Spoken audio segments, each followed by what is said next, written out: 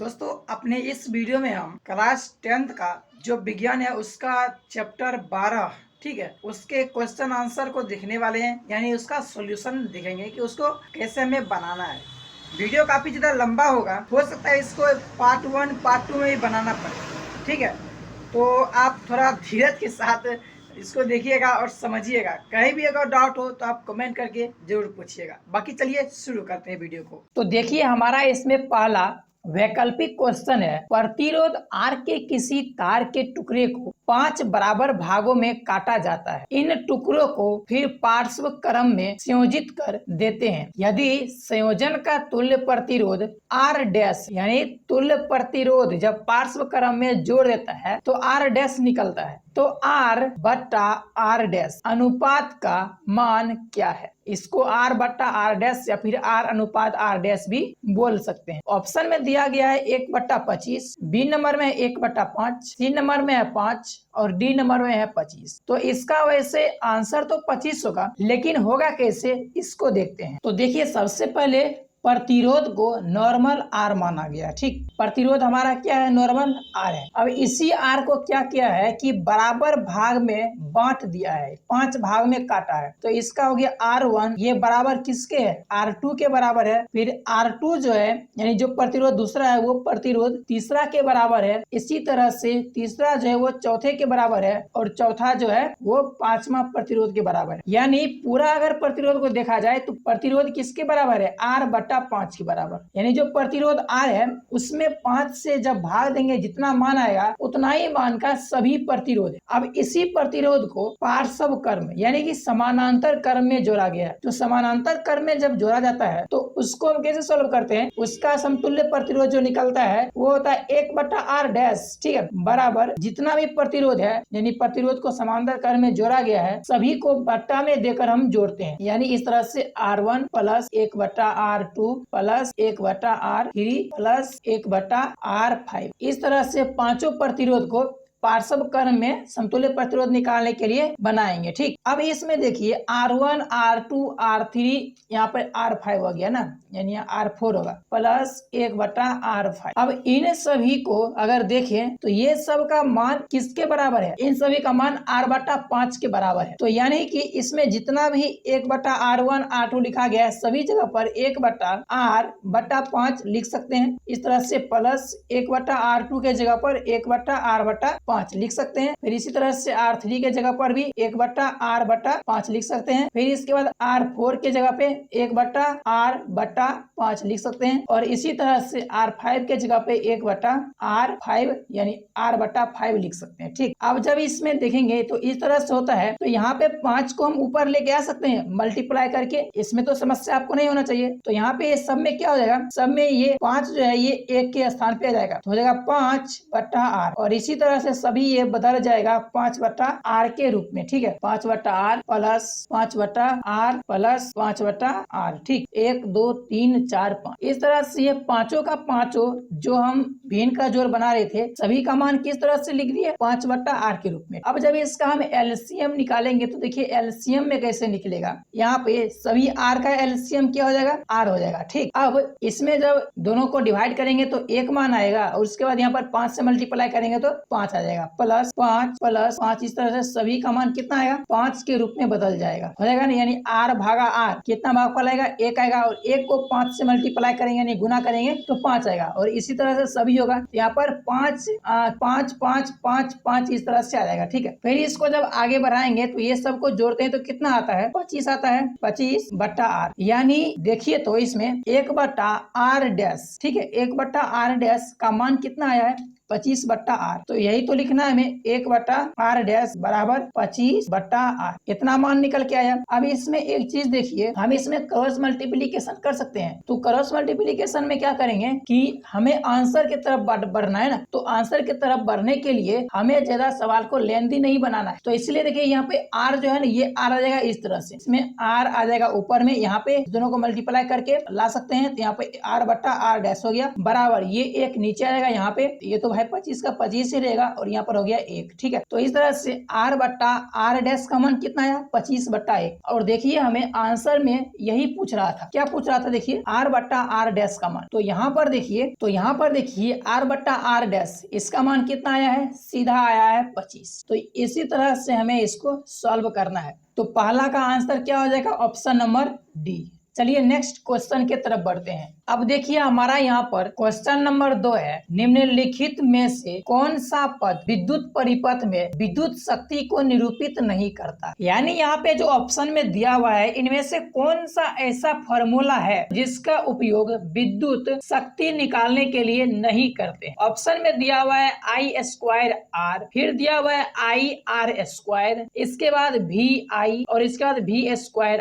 यहाँ पर इन सब का शॉर्टकट का तो आप नाम आपको पता ही होगा। ये सब इंडिकेट जो कर रहा है, जैसे I धारा को इंडिकेट करता है, R प्रतिरोध को इंडिकेट करता है, फिर इसके बाद V जो है ये विभवांतर को इंडिकेट करता है। तो देखिए वैसे आंसर तो IR² होगा, लेकिन ये कैसे हो रहा है तो इसको देखते हैं। तो देखिए सबसे पहले ध्यान दीजिए कि पावर मतलब क्या हुआ, शक्ति। तो ये पावर का जो फॉर्मूला होता है वो क्या होता है, एक सरल इसका फॉर्मूला होता है विभवांतर गुना धारा, यानी VI होता है, ठीक। अब देखिए इसमें जो विभवांतर होता है, ये विभवांतर मान कैसे निकालते हैं। तो विभवांतर का मान निकालने के लिए हम क्या करते हैं, एक बार यह थोड़ा साइड में देखते हैं। यहाँ पे देखिए क्या होता है, विभवांतर बराबर I गुना R, मतलब धारा गुना प्रतिरोध। धारा और प्रतिरोध का गुणनफल जितना आता है ना उसी को विभवांतर कहते हैं, ठीक है। किसी परिपथ में धारा और प्रतिरोध के गुणनफल को विभवांतर कहते हैं। तो इसीलिए यहाँ पर देखिए V का मान यानी विभवांतर का मान क्या हो जाएगा, I गुना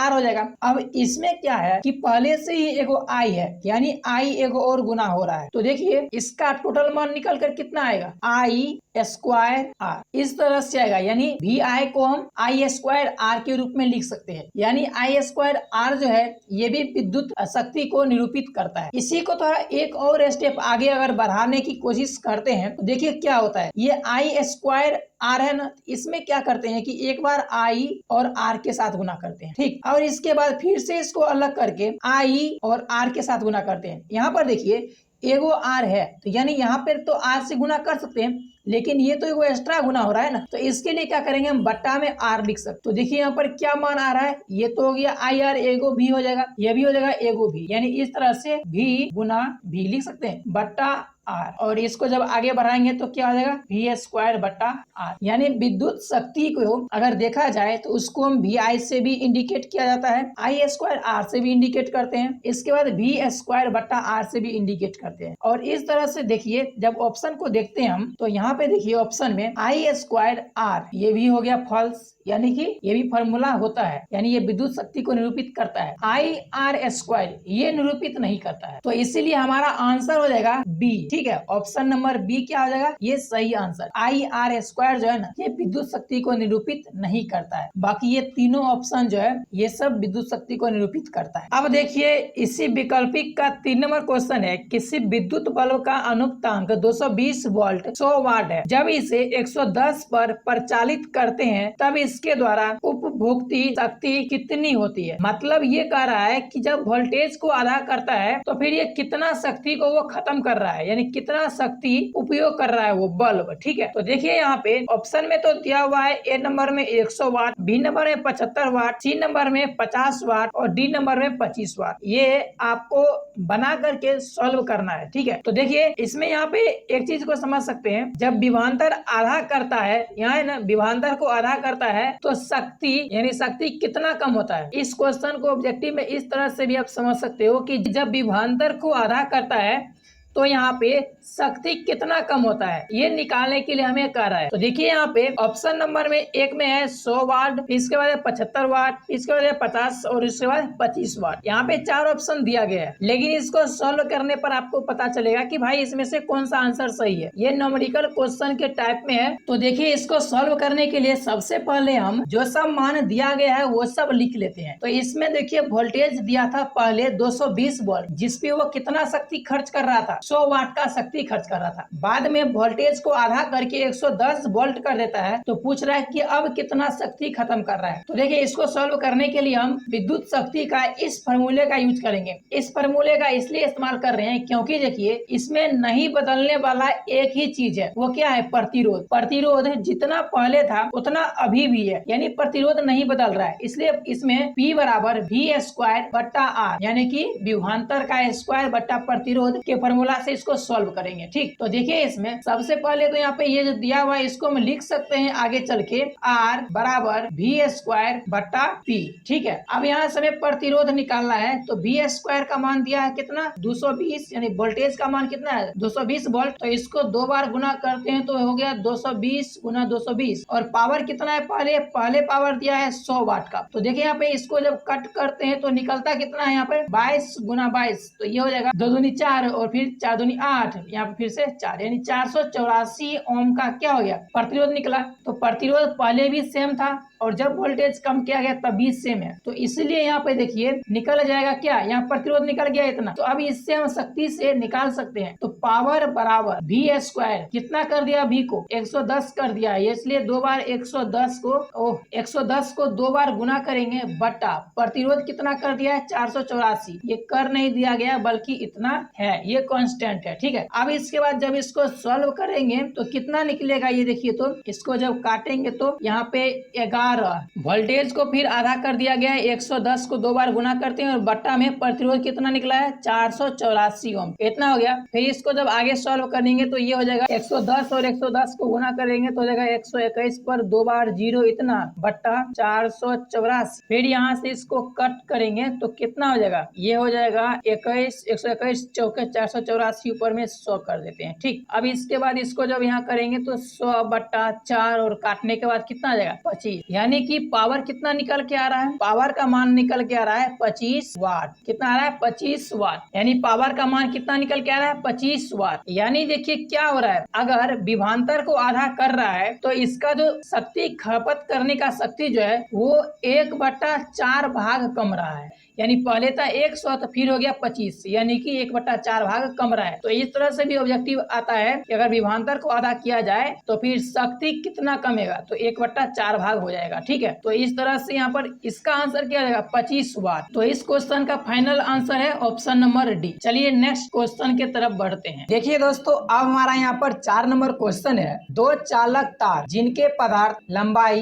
तथा व्यास समान है किसी विद्युत परिपथ में पहले श्रेणी क्रम में और फिर पार्श्व क्रम में संयोजित किए जाते हैं, तब कहता है श्रेणी क्रम तथा पार्श्व क्रम संयोजन में उत्पन्न ऊष्माओं का अनुपात क्या होगा। तो देखिए इस क्वेश्चन का कहना यह है कि चालक तार दुगो है, ठीक है, जो पूरे तरह से समान है, उसको एक बार श्रेणी क्रम में जोड़ता है और एक बार पार्श्व क्रम में जोड़ता है। तो जब दोनों अलग अलग क्रम में जोड़ा जाता है तो ऊष्मा किसमें कितना उत्पन्न होता है उसी का अनुपात पूछ रहा है। ठीक है, तो चलिए इसको डिटेल से सॉल्व करते हैं। तो देखिए इसको हम पहले इसमें सॉल्व करते हैं, ठीक है, लेकिन आपको ध्यान कुछ देना है, इसमें ध्यान ये देना है कि हम इसमें साइड में क्वेश्चन लगा देंगे, ठीक है, जिससे हम जो भाषा लिखेंगे ना अभी वो आपको समझ में आएगा। तो सबसे पहले तो देखिए इसमें कहता है कि 2 चालक तार है जो सभी तरह से समान है, यानी उसका प्रतिरोध भी समान होगा। ठीक है, और हमें इसे प्रतिरोध के बिहाफ पर ही बनाना पड़ेगा क्योंकि ऊष्मा जो उत्पन्न होता है वो प्रतिरोध की वजह से ही होता है। तो यहाँ पे देखिए, तो देखिए पहला चालक जो है उसका प्रतिरोध अगर R1 है तो दूसरा चालक का प्रतिरोध क्या होगा R2 हो जाएगा। ठीक है, लेकिन इसमें ध्यान ये देना है कि ये दोनों ही समान है, इसलिए यानी R1 बराबर क्या हो जाएगा R2, ये दोनों ही एक समान है। ठीक, दोनों प्रतिरोध समान है, इतना तो हो गया। अब इसमें यहाँ पे ध्यान ये देना है कि दोनों को एक बार श्रेणी क्रम में एक बार समानांतर क्रम में जोड़ता है। तो सबसे पहले देखिए जब श्रेणी क्रम में जोड़ेगा तब कैसे होगा, ठीक है, यानी RS सीरीज में जब जोड़ेगा तब हो जाएगा इसका प्रतिरोध कितना R1 प्लस R2। ठीक, यानी तुल्य प्रतिरोध निकालना है, तो R1 प्लस R2। अब देखिए यहाँ पे R2 जो है ये R1 के बराबर है, तो इसको आप ऐसे लिख सकते हो R1 प्लस R1, R2 को भी R1 लिख सकते हैं, या आपका मन है तो दोनों को R2 लिख दो। ठीक है, और ये पूरा क्या निकल के आएगा 2R1। ठीक है, ये किसका निकला है तुल्य प्रतिरोध, ये श्रेणी क्रम में जब हम जो चालक तार है उसको जोड़ते हैं तब उसका तुल्य प्रतिरोध कितना आता है 2R1 आता है। ठीक, अब इसको हम समानांतर क्रम में जोड़ते हैं, यानी किस में, आर पी के रूप में, पैरेलल में। तो इसमें क्या होता है, पैरेलल में जब जोड़ते हैं तो क्या होता है, ये 1/RP के रूप में लिखाता है। ठीक है, तो ये क्या हो जाएगा, 1/R1 प्लस 1/R2, इतना हो गया। अब इसको हम इसी तरह से लिख सकते हैं, 1/R1 प्लस 1/R1, ठीक, बराबर क्या हो जाएगा, ये R1 और फिर इसमें 1 प्लस 1 बराबर कितना हो जाएगा, 2/R1, यानी कि 1/RP बराबर कितना निकला है, 2/R1। ठीक, अब इसमें थोड़ा और इसको सॉल्व करेंगे आगे करके, तो यहाँ पर जो समानांतर क्रम का तुल्य प्रतिरोध कितना आ जाएगा, इसको पलटने के बाद आएगा R1/2। ये क्या आ गया, ये आ गया समानांतर क्रम में जब तुल्य प्रतिरोध निकालते हैं तब कितना मान आता है, R1/R2। ठीक, अब यहाँ पे ध्यान ये देना है कि दोनों का हम तुल्य प्रतिरोध निकाल चुके हैं। इसको हम एक जगह लिख देते ताकि हमें बनाने में आसानी हो। ठीक है, RS का कितना निकला है, 2R1, और यहीं पे RP का कितना निकला है, R1/2। ठीक, अब इसके बाद हमें यहाँ से तुल्य प्रतिरोध तो निकल गया, अब इसका निकालना है उष्मा। ठीक है, और फिर उसका अनुपात। तो देखिए इसको भी सॉल्व करते हैं। अब इसको उष्मा निकालने के लिए क्या करेंगे, तो एक फार्मूला होता है हीट का। ठीक है, H बराबर I²RT। ठीक, यहाँ पे ये इस रूप में अगर निकालेंगे ना तो क्वेश्चन को सॉल्व करना थोड़ा प्रोसेस बड़ा हो जाएगा। ठीक है, जिसकी वजह से हमें ज़्यादा समय लगेगा, लेकिन इसको आसान भाषा में करने के लिए क्या करेंगे, इसके फार्मूला को हम वोल्ट के रूप में चेंज करेंगे, जो यहाँ पे धारा के रूप में, इसको विभवांतर के रूप में चेंज करेंगे। तो देखिए आप इसको लिख सकते हो V²/RT। अब ये कैसे हुआ, तो देखिए यहाँ पर हम साइड में लिखते हैं, वैसे ये लिखने की आवश्यकता नहीं है, सीधा आप H बराबर V²/RT भी लिख सकते हो। ठीक, तो देखिए इसको क्या करेंगे, यहाँ पे देखिए V बराबर होता है ना IR होता है, और उसी हिसाब से देखिए यहाँ पे एक I और यहाँ से R लेंगे तो V हो जाएगा। फिर दोबारा के लिए हमें यहाँ पर तो एक भी हो गया, और दोबारा भी लाना है, इसके लिए यहाँ पे I² है ना, यानी यहाँ पे तो I है लेकिन R दोबारा नहीं है, तो हम इसको जबरदस्ती करेंगे, यानी बट्टा में R लिखना पड़ेगा ताकि वहां से ये कट जाए, तो ये बन जाएगा V²/RT। ठीक, अब इसके बाद देखिए इसको सॉल्व करेंगे, तो यहाँ पे सबसे पहले क्या कहते हैं, श्रेणी क्रम में अगर देखते हैं तो क्या निकल के आता मान इसका, V²/R के जगह पे क्या आएगा, 2R1 और T, ये निकल के आया हीट। ठीक है, श्रेणी क्रम में। ठीक, अब इसके बाद एक समानांतर क्रम में अगर हम देखेंगे, यानी HP समानांतर क्रम में देखेंगे तो V²/, ठीक है, अब R के जगह पे कितना निकलेगा मान, मतलब कितना लिखेंगे, तो यहाँ पे कितना है, R1/2, तो यहाँ पे लिखेंगे हम R1/2। ये हो गया किसके जगह पे, R के जगह पे, प्रतिरोध के जगह पे। ठीक है, और यहाँ पे फिर T का मान हो जाएगा। ठीक है, अब यहाँ पे देखिए HS यानी श्रेणी क्रम, HP और समानांतर क्रम दोनों निकल गया। अब इसका अनुपात निकालना है हमें, तो इसके लिए देखिए हम क्या करते हैं कि HS/HP ऐसा लिख सकते हैं।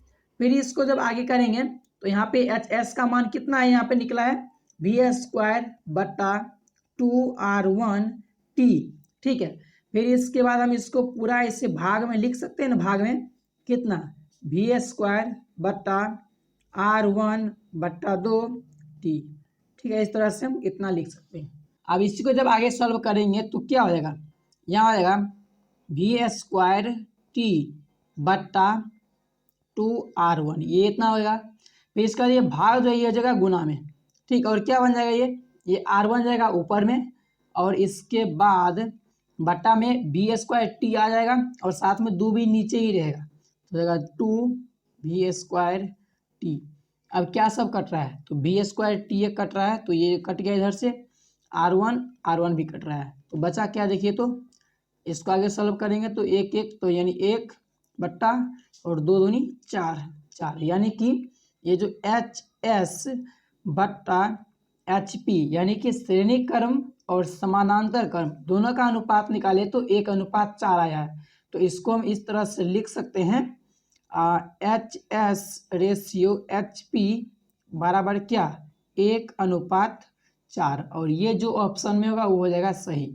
और यहाँ देखिए ऑप्शन नंबर सी जो है ये 1:4 है, यानी ये सही हो जाएगा। ठीक है, चलिए अब नेक्स्ट क्वेश्चन को देखते हैं। अब देखिए हमारा यहाँ पर क्वेश्चन नंबर 5 है, किसी विद्युत परिपथ में दो बिंदुओं के बीच विभवांतर मापने के लिए वोल्ट मीटर को किस प्रकार संयोजित किया जाता है। इस क्वेश्चन में हम ये तो जानेंगे ही कि विभवांतर को कैसे जोड़ा जाता है, मतलब विभवांतर मापने के लिए जो वोल्ट मीटर होता है ये कैसे जोड़ा जाता है। लेकिन इसमें आपको एक और चीज समझ लेना है, ये ऑब्जेक्टिव में रहता है। जैसे कहता है कि विभवांतर को मापने के लिए किस यंत्र का प्रयोग किया जाता है, तो वोल्ट मीटर का प्रयोग किया जाता है। ठीक, इसको हमें ध्यान रखना है। अब देखिए उसमें आंसर तो डायरेक्ट यहाँ पे दिया हुआ है, जिसको आप देख ही सकते हैं। किसी विद्युत परिपथ में दो बिंदुओं के बीच विभवांतर मापने के लिए वोल्ट मीटर को पार्श्व क्रम यानी कि समानांतर क्रम में संयोजित किया जाता है, यानी उसको समानांतर क्रम में जोड़ते हैं। अब ये जुड़ता कैसे है, तो इसको फिगर से समझने की कोशिश करते हैं। तो देखिए यहाँ पे कुछ इस तरह से विद्युत परिपथ का डिजाइन यहाँ पे बनाया गया है। इसमें देखिए यहाँ पर सेल लगा हुआ है। ठीक है, ये सेल का सिंबल हुआ, जिसका धनात्मक इधर है और ऋणात्मक इधर है। ठीक है, अब इसके बाद देखिए जब यहाँ से ये इस तरह से परिपथ जा रहा है तो यहाँ पे कुछ प्रतिरोध लगा हुआ है। अब यहाँ पे देखिए प्रतिरोध तो ऐसे करके चला गया, ये परिपथ इस तरह से पूरा होता है। लेकिन ये जो है ये है विभवांतर। अब विभवांतर देखिए कैसे जुड़ रहा है, तो विभवांतर एक तो इसके प्लस वाले में यहाँ पे जुड़ रहा है और दूसरा माइनस वाले में जुड़ रहा है। ठीक है, तो इस तरह से परिपथ जुड़ता है। अब इसको थोड़ा और अच्छे समझते हैं कि भाई कैसे होता है। ठीक है, तो देखिए इसके लिए हम एक पेज का इस्तेमाल करते हैं। तो देखिए प्रैक्टिकल रूप में जब भी ना कभी जैसे कि अगर मान लीजिए इधर से कुछ बैटरी लगा हुआ है। ठीक है, इसमें से प्लस एक तरफ है और एक तरफ माइनस है, यहाँ से दो गो तार ऐसे निकल रहा है। ठीक है, इसमें से यदि कोई ऐसा यंत्र लगाता है, मतलब मशीन लगाता है, जिसमें ये प्लस वाले में भी, ठीक है,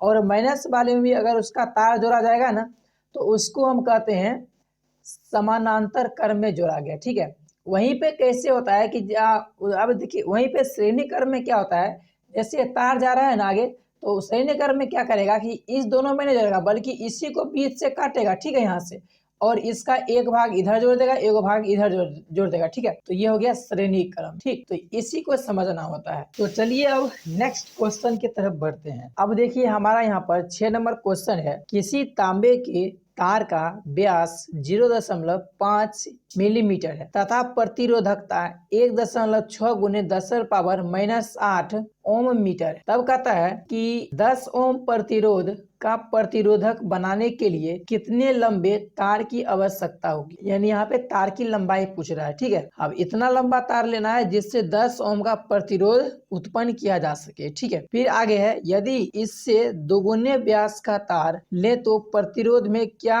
अंतर आएगा, यानी कि लंबाई कितना होगा, जितना यहाँ पे निकालेंगे ना उतना ही, और उसी में अगर उसका मोटाई बढ़ा देंगे उतना ही लंबा तार को, तो फिर कितना प्रतिरोध उत्पन्न होगा। ठीक है, तो ये पूछ रहा है। तो यहाँ पे फिलहाल के लिए तो नीचे देख सकते हैं जितना भी चीज है उसको हम भाषा में लिख दिए हैं। ऐसे दिया गया है, क्या दिया गया, प्रतिरोध कितना है, यानी कितना निकालना है हमें 10 ओम, और प्रतिरोधकता कितना दिया गया है 1.6 गुने 10⁻⁻8 ओम मीटर, और उसका व्यास कितना है, जो प्रेजेंट में तार है उसका व्यास है 0.5 मिलीमीटर। ठीक है, अब इसी व्याप पे हमें सॉल्व करना है। तो देखिए सबसे पहले इसमें जो सब दिया गया है ना उसको नोट डाउन कर देते हैं। तो इसमें देखिए प्रतिरोध दिया गया है, यानी कि रेजिस्टेंस दिया गया है, मतलब कितना निकालना है हमें 10 ओम। 10 ओम के मान के हिसाब से हमें तार की लंबाई निकालना है। साथ ही साथ प्रतिरोधकता यानी रो, इसका मान कितना है 1.6 गुना 10⁻⁻8 ओम मीटर। ठीक है, इतना है ये प्रतिरोधकता। और तार का जो व्यास है यानी डी, व्यास कितना है 0.5 मिलीमीटर। ठीक है, अगर व्यास इतना है तो इसका त्रिज्या निकालेंगे, त्रिज्या कितना निकलेगा, तो त्रिज्या निकालने के लिए 0.5 और इसका आधा हो जाएगा व्यास का आधा यानी कि 2। ठीक है, ये हो गया व्यास, और व्यास का आधा अलग कर देंगे तो होगा त्रिज्या। और साथ ही साथ देखिए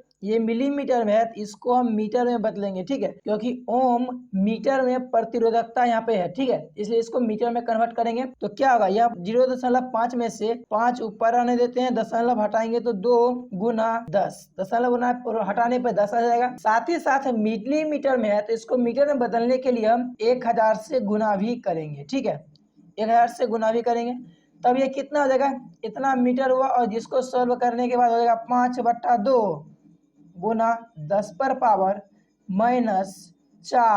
मीटर। ठीक है, ये निकल गया त्रिज्या। तो इस तरह से यहाँ पे इसका प्रतिरोध कितना होना चाहिए, 10 ओम। प्रतिरोधकता दिया हुआ है 1.6 गुना 10⁻⁻8 ओम मीटर। त्रिज्या यहाँ से हम निकाल लिए क्योंकि डायमीटर दिया था, तो यहाँ पर त्रिज्या यानी रेडियस निकल गया 5/2 गुना 10⁻⁻4 मीटर। ठीक है, अब हमें यहाँ पे तार की लंबाई निकालना यानी L बराबर वाट। तो इसको निकालने के लिए हम एक फार्मूला का यूज करेंगे, वो है प्रतिरोध का फार्मूला। प्रतिरोध बराबर होता है रो यानी कि प्रतिरोधकता गुना लंबाई बट्टा क्षेत्रफल। ठीक है, ये होता है प्रतिरोध का फार्मूला। ठीक है, इसमें देखिए यहाँ पे इसको थोड़ा आसान करेंगे तो हो जाएगा रो L बट्टा क्षेत्रफल का जो सूत्र होता है, मतलब जो यहाँ पे तार होता है, तार की मोटाई या फिर एरिया निकालने के लिए हम इसमें जो सर्कल का फार्मूला आता है उसी फार्मूला पे निकालेंगे। तो ये हो जाएगा पाई आर स्क्वायर। ठीक है, एरिया क्या निकलेगा, एरिया जो होता है इसका फार्मूला बनेगा पाई आर स्क्वायर, क्योंकि तार की मोटाई जो है वो हमेशा राउंड शेप में होता है, और राउंड शेप का फार्मूला यानी त्रिज्या का मतलब क्षेत्रफल का फार्मूला होता है पाई आर स्क्वायर। ठीक, अब देखिए इसमें आगे क्या करना है हमें कि यहाँ पे जो सब मान दिया है वो सब को मान फिट कर देंगे इसमें। इसको थोड़ा आसान बनाने के लिए ताकि आगे ध्यान रहे, इसको यहाँ पे शॉर्ट कर लेते हैं, रो L बट्टा पाई आर स्क्वायर। ठीक, यहाँ पे ये आ गया 10 ओम, तो 10 हो गया बराबर रो दिया हुआ है यानी रो मतलब प्रतिरोधकता दिया हुआ है 1.6 गुना 10⁻⁻8।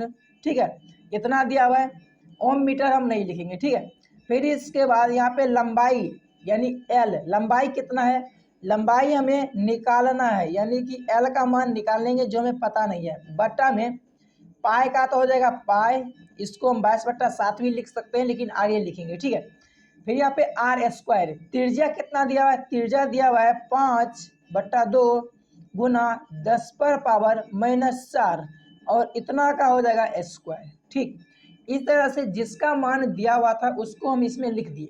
अब इसको सॉल्व करेंगे तो देखिए इसको क्रॉस मल्टीप्लीकेशन करते हैं। ठीक है, तो ये आ जाएगा इधर 1.6 गुना 10⁻⁻8 L यानी इतना लंबाई गुना L लिख सकते हैं। यहाँ पे L इस तरह से गुना कर दिए, इसको इधर और इसको इधर से गुना करेंगे तो हो जाएगा 10 गुना पाई 5/2 गुना 10⁻⁻4 का पूरा का होल स्क्वायर। ठीक, इतना हो गया। अब इसके बाद इसमें लंबाई को इधर ही रहने देते हैं। ठीक है, और इसको इधर भेज देते हैं तो हो जाएगा ये 10 गुना पाई का मान लिख देंगे हम 22/7 गुना ये स्क्वायर में इसको तोड़ देते तो ये 25 हो जाएगा यहाँ पे बट्टा 2 दूनी 4, ये सब स्क्वायर है पूरा का, तो 5 को 2 से गुना करेंगे, 2 बार गुना करेंगे तो 25 होगा, 2 को भी 2 बार गुना करेंगे तो यहाँ पे 4 हो जाएगा। ठीक है, गुना 10⁻⁻4 है तो ये -4 को 2 से गुना करेंगे तो 10⁻⁻8 आ जाएगा। ठीक है, बट्टा अब यहाँ पे इसको इस तरह भेजेंगे तो हो जाएगा 1.6 गुना 10⁻⁻8 इतना हो गया।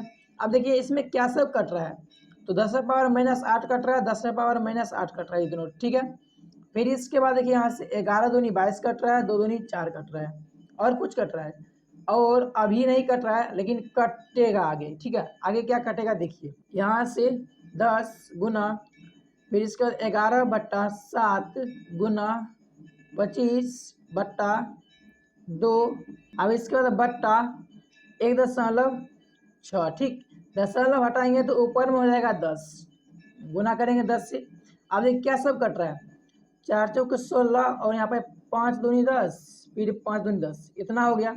अब इसके बाद इसको थोड़ा आगे सॉल्व करेंगे तो अब कैसे सॉल्व होगा, तो ये देखिए 25 को 25 से गुना करेंगे 625 और फिर 625 को 11 से गुना करेंगे तो कितना हो जाएगा, देखिए 625 और 11 से गुना करेंगे तो हो जाएगा 625 फिर से 625 और फिर इसके बाद आ जाएगा 5 और 5 2 7 6 2 8 और यहाँ पे 6 5 5 2 7 6 2 8 और 1 यानी 68 75 आ जाएगा। ठीक है, इसको गुना करेंगे तो हो जाएगा 68 75 और फिर 7×14 है बट्टा में, तो 7×14 हो जाएगा। ठीक, अब इसके बाद इसको आगे भेजेंगे तो ये देखिए पहले तो भाग में देगा इस तरह से, इसको थोड़ा शॉर्ट में ही सॉल्व करते हैं।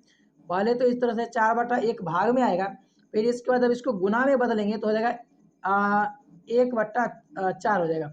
पहले 4/1 था, इसको बदलेंगे गुना में तो हो जाएगा 1/4। ठीक है, इस तरह से ये आ जाएगा। फिर आगे सॉल्व करेंगे तो हो जाएगा 68 75 बट्टा, ठीक है, 14 चौके 56 यानी 56, इतना आ गया। अब इसके बाद 56 को 6875 में डिवाइड करेंगे, यानी कि 56 भागा 6 8 7 5 भागा करेंगे तो देखिए कितना आएगा। ये एक यहाँ पे 56/2, 1 6 2 8 5 1 6, फिर इसके बाद 7, अब कितना से लग रहा है, यहाँ पे 2 से लगाएंगे तो लग जाएगा 6 2 12 2 बाकी 1 5 2 10 1 11 यानी 112 हो गया। ये कट गया, यहाँ से 5 2 7, यहाँ पे लगा 1। ठीक, इस तरह से 15 आया है। फिर इसके बाद यहाँ से 7 करके फिर से 5 से करेंगे तो देखिए कितना बार में आएगा। ये 3 बार में कितना आएगा, 150 5 5 116 नहीं, 3 बार नहीं 2 बार में रहेगा। तो देखिए 6 2 बाकी 1 5 10 11, ये कट गया, यहाँ पे 3 2 5 4। ठीक है, 3 2 5 4 5। ठीक है, इसका 0.0 यहाँ 430 आया है। अब इसके बाद देखिए कितना आएगा, 8 5 40 7 5 35, 7 में लग जाएगा, 6 7 42 2 बाकी 4 7 5 35 4 39। ठीक, 39। अब यहाँ से 10 में से 2 गया 8, यहाँ पे 12 में से 9 गया, दिख ही नहीं रहा तो फिर गड़बड़ हो जाएगा। ठीक है, इसको थोड़ा ऊपर यहाँ पे इधर कर लेते हैं, 430 बट्टा 392। ठीक,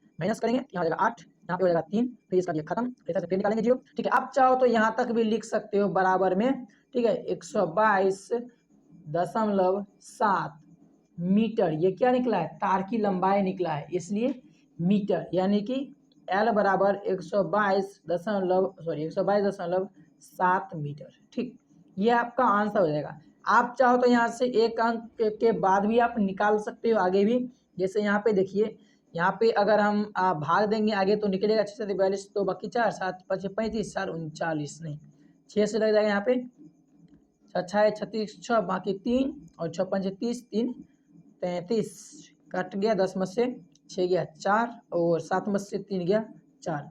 तो इस तरह से 7 6 आएगा तो 7 6 भी ले सकते हो आप। यहाँ पे 122.76 मीटर भी ले सकते हो, या फिर आप 122.7 मीटर भी ले सकते हो। दोनों ही कंडीशन में ये सही है।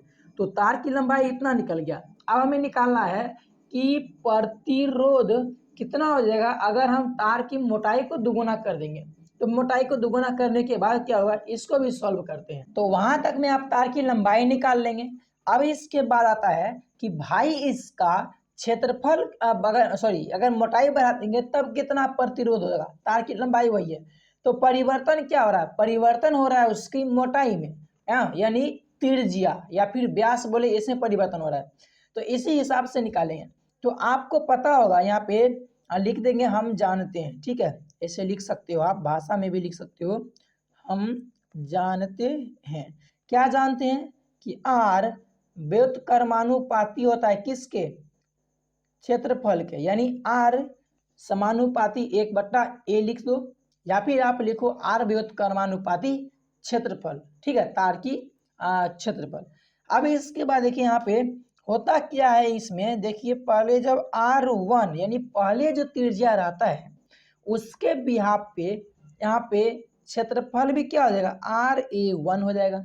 ठीक है, यानी पहले त्रिज्या के क्षेत्रफल हम निकाल रहे हैं। ठीक है, इसी तरह से अगर हम त्रिज्या यानी कि मोटाई बढ़ने के बाद, यानी कि व्यास या फिर त्रिज्या बोल लो, बढ़ने के बाद उसका क्षेत्रफल क्या हो जाएगा, यानी R2 बराबर 1/A2, यानी कि दूसरी बार जो क्षेत्रफल निकालेंगे वो, यानी मोटाई बढ़ाने के बाद। अब इस दोनों को जब भाग देंगे तब क्या हो जाएगा, देखिए ये हो जाएगा R1/R2। ठीक, और इसी तरह से यहाँ पे हो जाएगा ये 1/A1 और पूरा बड़का वाला बट्टा फिर 1/A2। अब इसको जब आगे सॉल्व करेंगे तो हो जाएगा 1/A1 गुना A2/1, और इस तरह से ये निकलेगा A2/A1। हमें इतना करने की आवश्यकता नहीं थी, आप सीधा समझ सकते हो।